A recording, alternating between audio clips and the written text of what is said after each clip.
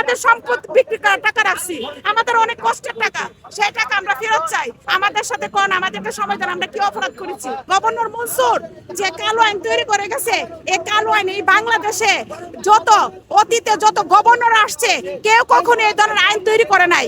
যত গভর্নরই আসছে, এক গভর্নর গেছে আরেক গভর্নর আসছে, প্রত্যেক গভর্নরই বলছে ব্যাংকের অবস্থা খুবই খারাপ, খুব খারাপের পর্যায়ে চলে গেছে, কিন্তু কখনো হেয়ার কাট নামক শব্দ এটা উচ্চারণও করে নাই।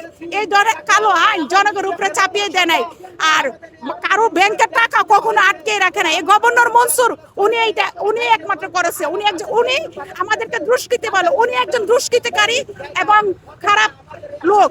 যে খারাপ লোক না হইলে উনি যদি ব্যাংকের জন্য বাংলাদেশ ব্যাংকে ভালো কাজ করতো তাহলে তো উনাকে এইভাবে ব্যাংক থেকে চলে যেতে হতো না, ওনারা সম্মানের সাথে সবাই বিদায় করতো। উনি সম্মানের কোনো কাজ করে না, উনি টাকা পয়সা লুটপাট করে খাইছে। ওনারা আইনের আওতায় নিয়ে আসুক। উনি যে 1.5 বছর ব্যাংকে বাংলাদেশ ব্যাংকে পরিচালনা করছে, আমাদের টাকা থেকে বেতন নিছে।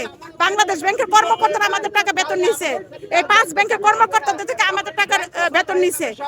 আর বাংলাদেশ ব্যাংকগুলো লাইসেন্স দিছি দিকে আমরা টাকা রাখছি। উনি যে উল্টাপাল্টা কথা বলে এই ব্যাংকে কেন টাকা রাখছো, এই জন্য তোমরা দায়ী, আমরা দায়ী না। উনার এইসব কথা পৃথিবী চলবে না, বাংলাদেশ চলবে না, পৃথিবীও চলবে না। উনি মন করার মতো এইসব কথাবার্তা বলে গেছে। উনার এই বৈধ কালো আইন, কালো কথাবার্তা কেউ কোনোদিন মানবে না। আমাদের তারেক রহমান ভাইয়ের কাছে আসার উদ্দেশ্য এটাই হলো, আমাদের টাকা পয়সা ঈদের আগে স্বাভাবিক লেনাদেনা করে দেখ এবং আপনার এই হেয়ার কাট বাতিল করুক।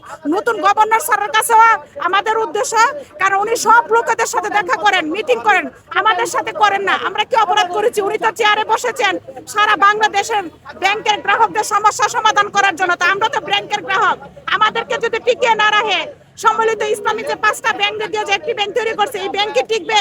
গ্রাহক ছাড়া ব্যাংক কখনো টিকে না। উনি আলাদাভাবে বৈষম্যভাবে দেখে কেন? অন্য অন্য ব্যাংকের গ্রাহকদের সাথে জনগণের সাথে সুন্দরভাবে মিটিং করতেছে, সাক্ষাৎ করতেছে। আমাদের সাথে কোন আমাদেরকে সময় দেন, আমরা কি অপরাধ করেছি? আমরা তো কোনো অপরাধ করি না টাকা রেখে ব্যাংকে।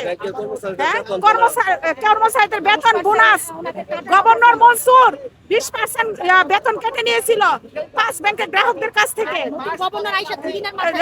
নতুন গভর্নর আইসা 2 দিনের মাথায় ওনাদের বেতন বোনাস দিয়েছে।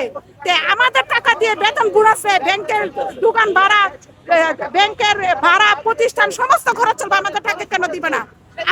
আমাদের সম্পদ বিক্রি করা টাকা রাখছি, আমাদের অনেক কষ্টের টাকা, সেই টাকা আমরা ফেরত চাই। বহুত মানুষের গ্রাহকের রেমিটেন্স যোদ্ধাদের টাকা, অনেক কষ্ট অর্জিত 76 লক্ষ গ্রাহকের 76 কোটি সমস্যা কষ্টের অর্জিত টাকা, আমাদের টাকা আমরা ফেরত চাই। ওনার জন্য আমাদের টাকা গভর্নর মনসুর যে কালো আইন তৈরি করে গেছে, এই সমস্ত কালো আইন সব নিষেধাজ্ঞা উঠিয়ে নিয়ে আমাদের ব্যাংকের লেনাদেনা স্বাভাবিক করে দেয়, হেয়ার কাট বাতিল করুন।